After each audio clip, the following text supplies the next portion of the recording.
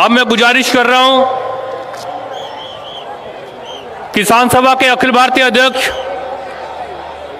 Comrade Ashok धबले से कि वो आए और अब इस जनसभा को एड्रेस करें। कॉमरेड अशोक धबले।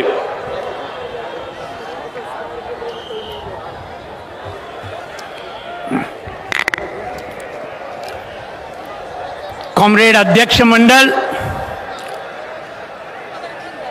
मंच पर बैठे हुए CITU, किसान सभा और खेत मजदूर यूनियन के पूरे देश से आए हुए सभी नेतागण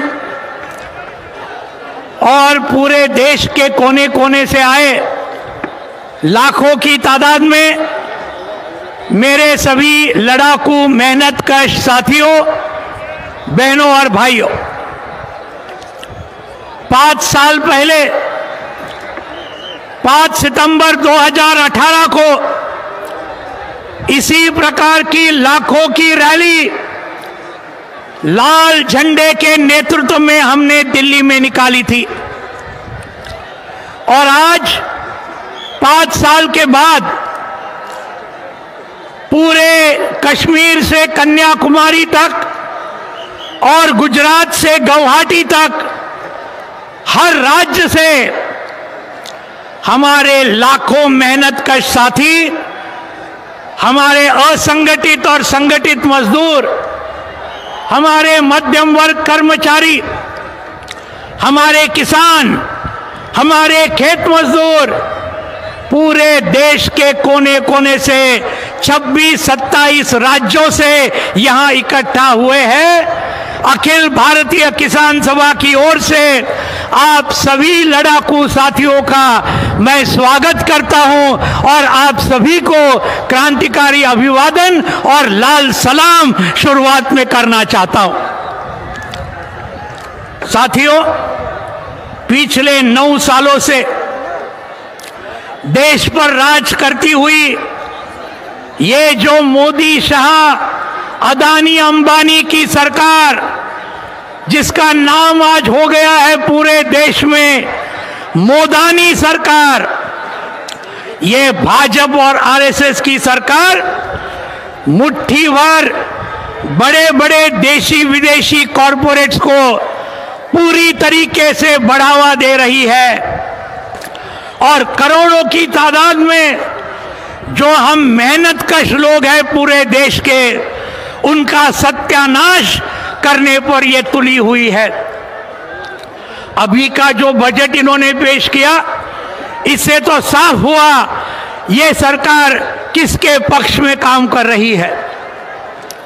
आज हमारी मांगे, हमारे बाकी सभी वक्ता उसके ऊपर ज्यादा विस्तार से बोलेंगे, लेकिन MSP वाला मामला, सभी फसलों के दाम आज गिर रहे हैं, चाहे प्याज हो, चाहे कपास हो, चाहे सोयाबीन हो, चाहे अरहर हो, चाहे गन्ना हो, सभी के दाम लगातार गिर रहे हैं और उसके लिए ये मोदानी सरकार कुछ नहीं कर रही।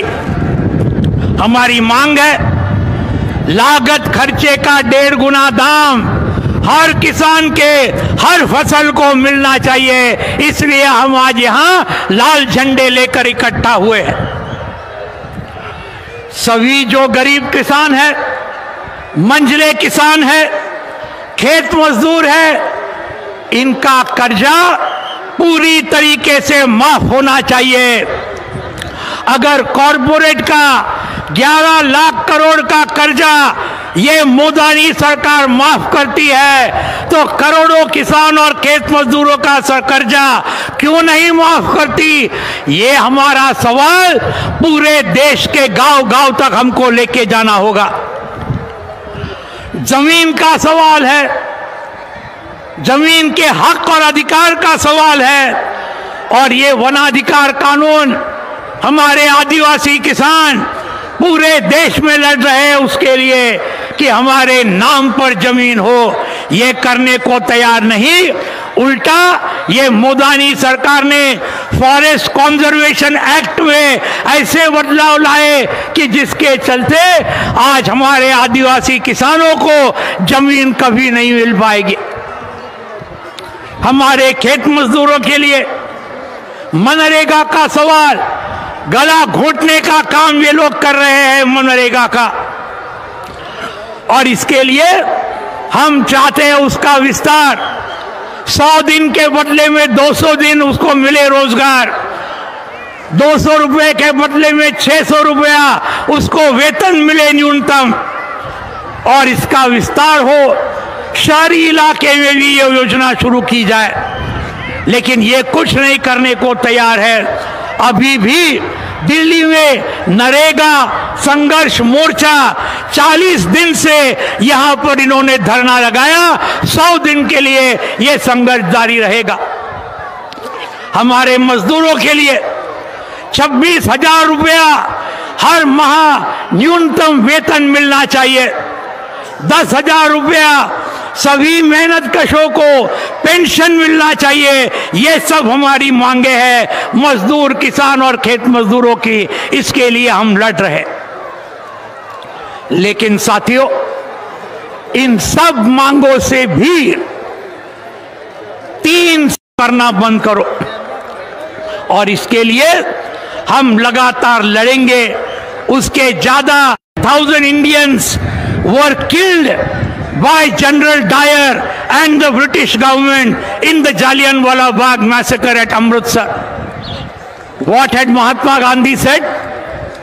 He had said, this satanic British government cannot be mended, it has to be ended. That is what Mahatma Gandhi had said 104 years ago. Today, in 2023, after lakhs of Indians have died due to lack of oxygen, due to lack of hospital beds, due to lack of medicines in corona pandemic, when lakhs of Indians have died due to the lack of hunger, unemployment, and farmer suicides, agricultural workers and worker suicides, when hundreds have died in communal riots, this red flag rally is echoing Mahatma Gandhi and saying this satanic Modani BJP RSS government cannot be mended, it has to be ended, and it will be ended in the year 2024. There is no doubt about it. साथियों, ये सरकार 75 साल के आजादी की इस देश को मिली हुई सबसे जनविरोधी, सबसे कॉरपोरेट परस्त, सबसे सांप्रदायिक, सबसे मनुवादी और सबसे तानाशाही सरकार रही है। इसमें कोई दो राय नहीं। 1919 में जालियनवाला बाग का हत्याकांड जब हुआ था, 1000 से ज्यादा भारतीय लोगों को ब्रिटिश के जनरल डायर ने गोली मारकर हत्या कर दी थी। तभी महात्मा गांधी जी ने कहा था, क्या कहा था? ये जो शैतानी ब्रिटिश सरकार है, इसमें सुधार नहीं किया जा सकता, इसको समाप्त ही करना चाहिए। ये महात्मा गांधी जी ने 104 साल पहले कहा था। आज 2023 में ये कोरोना के वजह से, ऑक्सीजन न मिलने से, हॉस्पिटल का बेड न मिलने से लाखों हमारे भारतीय लोग जब मर गए, ये आज के भूख के वजह से, किसानों की आत्महत्या की वजह से लाखों लोग जब मर गए, तब आज हमारी ये लाल झंडे की रैली यही ऐलान करती है जो महात्मा गांधी जी ने 104 साल पहले किया था। हम आज ये कहते हैं, ये बीजेपी आरएसएस की शैतानी ये बीजेपी आरएसएस की सरकार, इसको सुधारा नहीं जा सकता, इसको समाप्त ही करना चाहिए। और इसको समाप्त करने का काम पूरे देश में 2024 में हम जरूर करेंगे, इसमें कोई दो राय नहीं हो सकती। साथियों, अंत में कविता के 2 शब्दों से मैं खत्म करूंगा। एक कवि ने कहा, और ये उन्होंने कहा, हम सूखी पत्तियां नहीं, हम सूखी पत्तियां नहीं जो पेड़ से झड़ के गिर जाए, हम सूखी पत्तियां नहीं जो पेड़ से झड़ के गिर जाए। आंधियों से कह दो, आंधियों से कह दो अपनी औकात में रहे, आंधियों से कह दो अपनी औकात में रहे। हवाओं का रुख बदलना हमें आता है, हवाओं का रुख बदलना हमें आता है। इस हवाओं का रुख अगले 1 साल में हम लोगों तक जाएंगे, हर गांव में जाएंगे, हर बस्ती में जाएंगे, हर मोहल्ले में जाएंगे, और ये हवा का रुख बदल के ही हम रहेंगे। ये आज हम निर्धार करते हुए यहाँ से जाए, यही दरख्वास्त करते हुए मेरे चंद शब्द में पूरा करता हूँ। धन्यवाद। इनकलाब जिंदाबाद।